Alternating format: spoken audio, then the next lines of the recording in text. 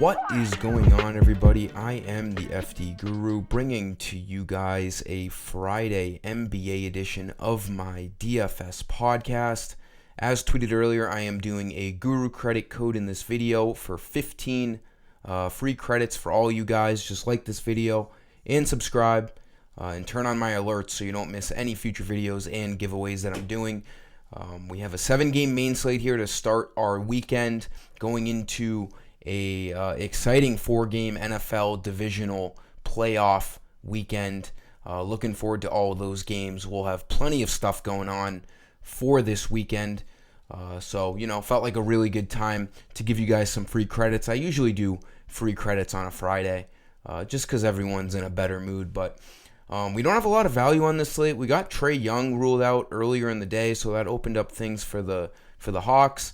Unfortunately, I'm not going to have a lot of cheap plays in this video just because things haven't really opened up. We have an absolute mess in Indiana once again, like we saw last night.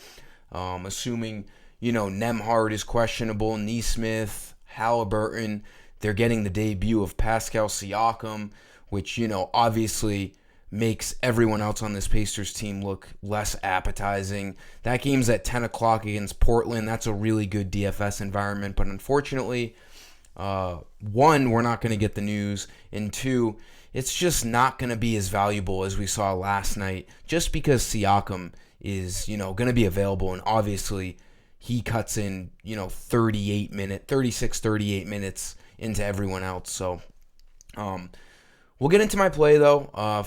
5 plays here, and as usual, give this video a like and subscribe, and make sure my alerts are on for you so you get all future videos and giveaways. Last night, the Cash team did really well.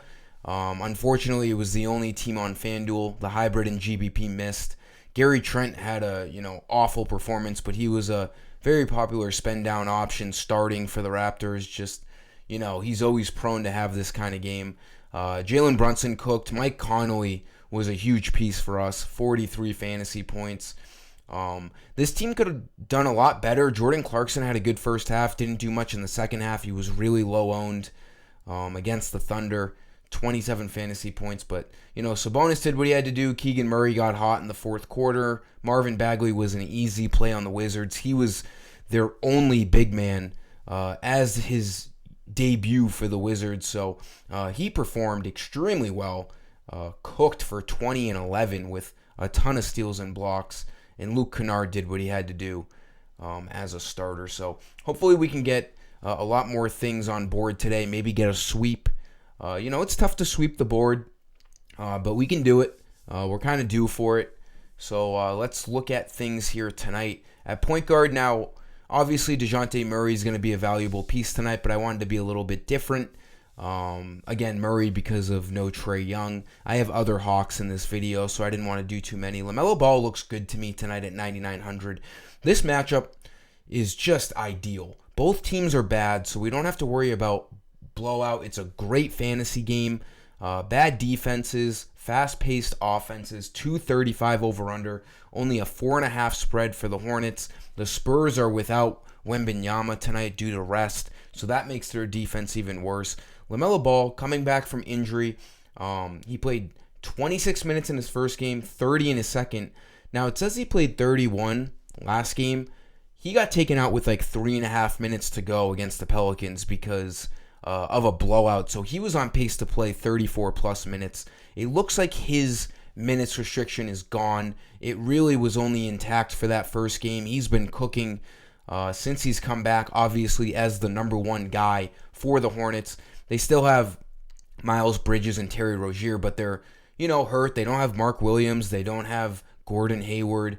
Brandon Miller is questionable. He's been missing games. I like LaMelo Ball at 9,900. He needs 49 fantasy points to hit value. He's been right around that for the 3 games that he's played. Got 48 in just 26 minutes in his limited time back from injury. So he looks really good. He's going to have a high usage rate against a bad Spurs defense. Again, there's not a lot of cheap guys tonight. So it might be tough to get up to Ball. Maybe more of a GBP play because you're going to have to sacrifice some cheap plays in your lineup. Again, DeJounte Murray is a better overall play with no Trae Young. If you can get both of them, that's great. But LaMelo Ball is someone you should keep an eye out on. It's a great matchup for him at point guard. For shooting guard, we're going to go to Austin Reaves. He's gone down to 6,200. Now, I don't have anyone below 6,000 in this video. I've been looking all day. I can't find anyone.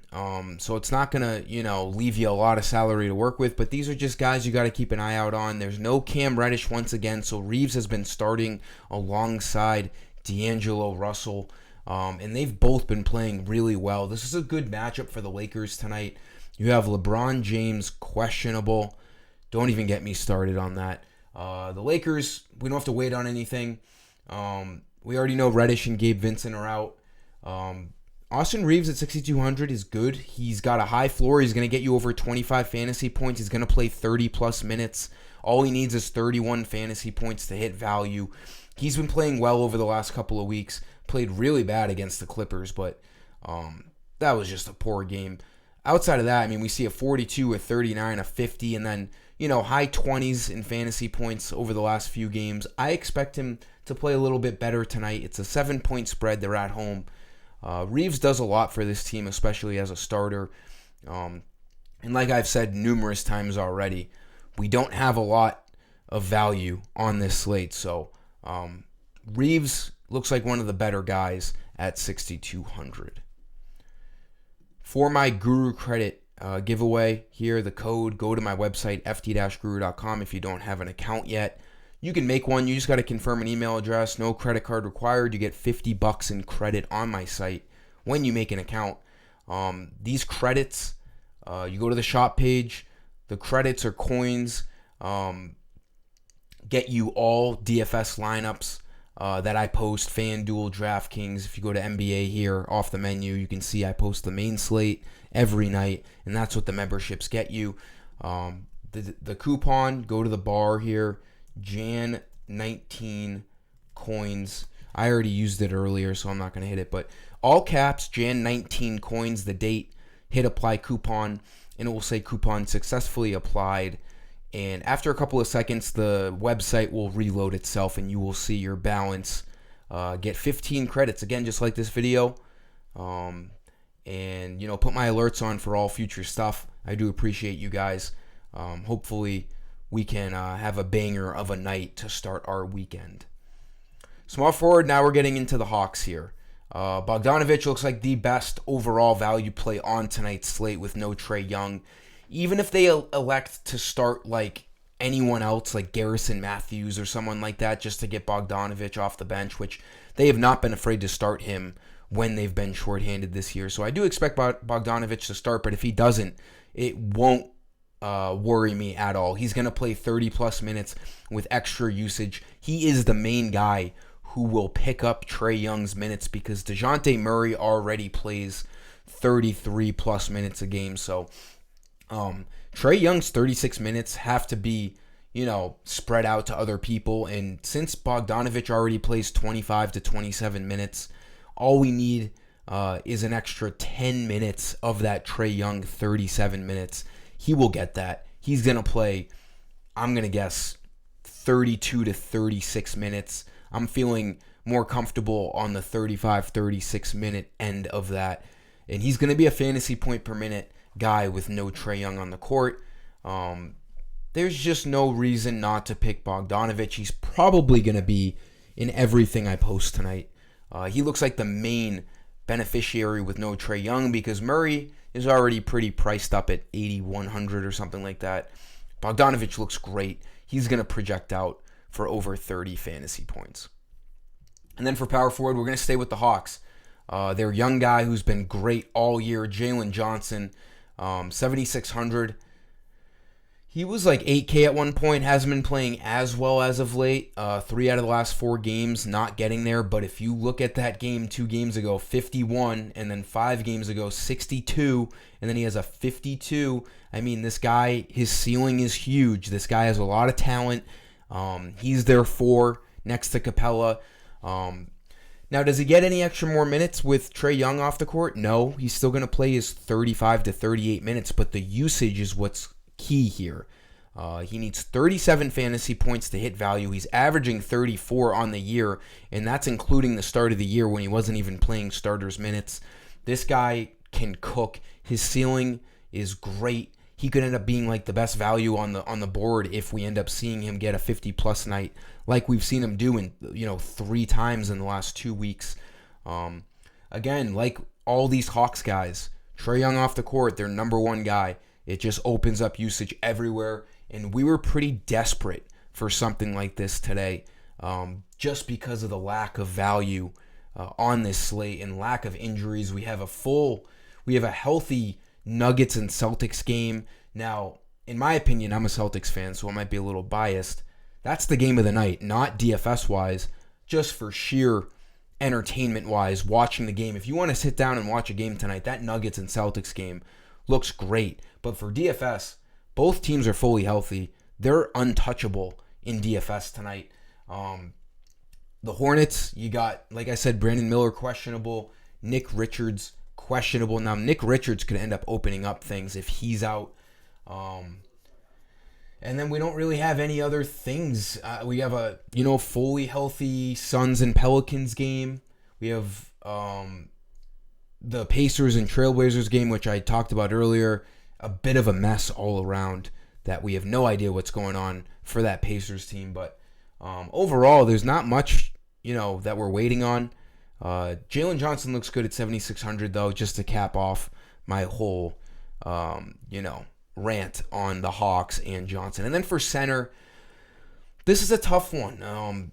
Again, we got to find some cheaper guys. Zach Collins at 6,300 looks good, but he's been out. He was questionable today, and it said at noon today is set to return, so it looks like he's coming back tonight. Should find himself in the starting lineup. The big reason why Wembanyama is out now. Popovich gets wonky, and Collins is coming off of a pretty long injury. He's been out for the past, 3 weeks, the whole new year basically.